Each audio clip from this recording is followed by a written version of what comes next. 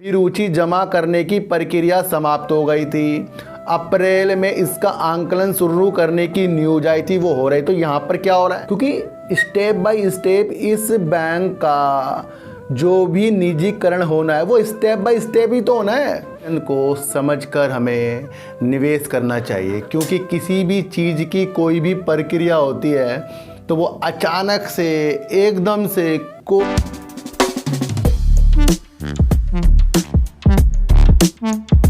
नमस्कार, आप देख रहे हैं डीप सर्च 6 और आज बात करेंगे आईडीपीआई बैंक की। और आईडीपीआई बैंक में आ रही है बड़ी तूफानी तेज़ी, इसके बारे में आज हम चर्चा करेंगे। सर, सबसे पहले मैं आपको एक चीज़ बता दूं कि शेयर मार्केट जो भी है ना, जिसमें हम निवेश करते हैं, हर सिचुएशन को समझकर हमें निवेश करना चाहिए, क्योंकि किसी भी चीज़ की कोई भी प्रक्रिया होती है तो वो अचानक से एकदम से कोई भी प्रक्रिया नहीं होती। जब हम अपने लिए घर बनाते हैं तो क्या एकदम से मकान बन जाएगा?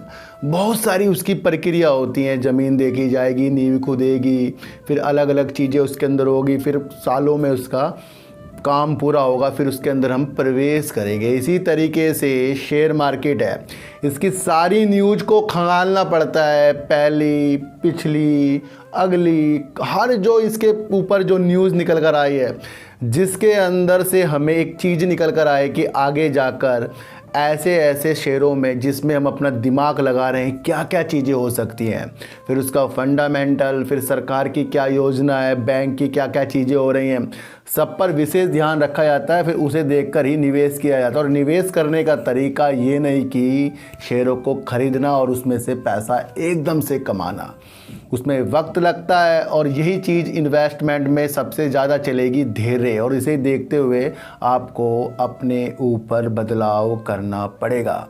बात कर रहे हैं आईडीपीआई बैंक की, और आईडीपीआई बैंक में कल तेज़ी थी। और इससे पहले जब शेयर बहुत ऊपर की तरफ था तब मैंने आपके लिए एक वीडियो बनाई थी। मैंने कहा भाई यहाँ पर तो प्रॉफिट बुक करने का टाइम है, यहाँ पर प्रॉफिट बुक करने का टाइम है, जब इसने अपना हाई लगाया था और लोग वहाँ पर ख़रीदारी कर रहे थे। क्योंकि स्टेप बाय स्टेप इस बैंक का जो भी निजीकरण होना है वो स्टेप बाय स्टेप ही तो होना है। आपको पता ही है कि जिस तरीके से आरबीआई ने एक आंकलन शुरू कर दिया है, जिसने आईडीपीआई बैंक में जो भी इसके बोली दाता है वो इसके अंदर अपनी दिलचस्पी दिखा रहे हैं, जिसको आरबीआई ने एक आंकलन करना शुरू कर दिया है, उनके बारे में खोजबीन करनी शुरू कर दी है कि जो भी चीज़ उन्होंने अभिरुचि पत्र दिया है उसके अंदर क्या क्या चीज़ें, या जो भी इसको लेना चाह रहा है उसके चीज़ें उसके पास पर्याप्त है या नहीं है। तो ये 5 तरीके के 5 बोलीदाताओं को सिलेक्ट किया है आरबीआई ने। अब उनका आंकलन होगा। यहाँ पर खरीदने वाली चीज़ नहीं आ रही है, यहाँ पर जांच का दायरा एक आ रहा है। अगर मौजूदा कीमत पर जिस तरीके से बैंक का निजीकरण हो रहा है तो इससे सरकार को 300 अरब रुपया जो है प्राप्त हो जाएगा मौजूदा कीमत पर। अभी एलआईसी जिस तरीके से इसके अंदर अपने स्टेक को बनाकर रखा है वो करीब 49.24% है, और वो सेल करना चाह रहा है 30.24%। और इसी तरीके से सरकार ने आईडीपीआई बैंक का जो प्रमोटर है उनकी जो हिस्सेदारी कितनी है, वो करीब 45.48% की है, और वो सेल करना चाह रहा है 30.48%। अब इस तरीके से जो बोलीदाता हैं वो कह रहे हैं कि भाई सरकार और एलआईसी कितना नियंत्रण रखेगी बैंकों में जब ये निजीकरण हो जाएगा। यानी कि सरकार के पास 15% की हिस्सेदारी रह जाएगी और एलआईसी के पास 19% की हिस्सेदारी रह जाएगी। तो ये भी एक बोलीदाताओं की तरफ से सवाल उठाया जा रहा है। जनवरी में अभिरुचि जमा करने की प्रक्रिया समाप्त हो गई थी। अप्रैल में इसका आंकलन शुरू करने की न्यूज आई थी, वो हो रही। तो यहाँ पर क्या हो रहा है, यहाँ पर समय के अनुसार ये निजीकरण हो रहा है। ये इंडिया में पहला ऐसा सार्वजनिक बैंकों का निजीकरण हो रहा है जो निजीकरण योजना के तहत किया जा रहा है। यानी कि आईडीपीआई बैंक इस तरीके से सरकारी बैंकों में आ गया है जो जिस तरीके से निजीकरण हो रहा है। तो ये तो निजीकरण इसका होना ही लाजमी है, ये आपको समझकर चलना पड़ेगा। अब इसी साल, यानी कि इसी साल में इसकी वित्तीय बोलियां बुलाई जाएंगी इसी साल, यानी कि अभी तो आंकलन हो रहा है। इससे ज़्यादा खुश होने की हमें आवश्यकता नहीं है। अगर आपका लंबे समय का विषय है तो खुश होना है।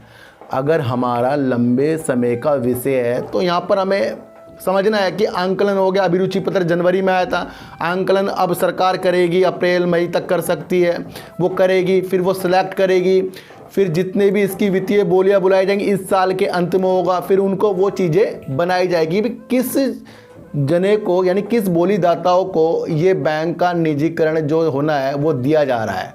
तो ये अभी समय हमारे पास लंबा, और इस दौरान तो कई उतार चढ़ाव हो जाएंगे। लेकिन अगर हमारी अभिलाषा दूर तक की है, देखो सर ये शेयर काफ़ी ऊपर तो गया था ना, गया था, फिर नीचे क्यों आया, फिर ये शेयर नीचे क्यों आया कि अगर इसको प्राइवेट ही होना है तो यहाँ पर प्रॉफिट बुकिंग भी आती है, आप नहीं करोगे दूसरा करता है। तो हम तो ये समझते हैं कि ये अगर बैंक का प्राइवेट होना है तो ये फिर लंबे समय देना पड़ेगा, और इसके अंदर उतार चढ़ाव जितने होंगे फिर उसे झेलना में आना चाहिए। क्योंकि अगर ये शेयर काफ़ी ऊपर पहुंचा तो फिर ये इससे ऊपर क्यों नहीं गया, ये प्रॉफिट बुकिंग भी होती है, ऑपरेटर करते हैं। तो अभी सिर्फ आंकलन हो रहा है जो इसके अंदर बोलीदाता हैं। अभिरुचि पत्र का समाप्ति जनवरी में हो चुकी है, आंकलन अब आरबीआई कर रहा है जो इसके अंदर दिलचस्पी दिखा रहा है, क्योंकि इसके अंदर से काफ़ी ज़्यादा अपनी हिस्सेदारी सरकार और एलआईसी बेच रही है, तो पूर्णतया ये निजीकरण ही खिलाया जा रहा है।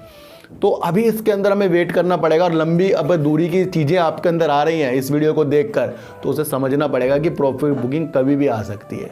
तो तेज़ी में बहना नहीं और गिरावट में अपने को बिल्कुल भी धैर्य से अलग नहीं करना है। तो फिर मिलेंगे आपसे नई वीडियो के साथ, जब तक के लिए नमस्कार।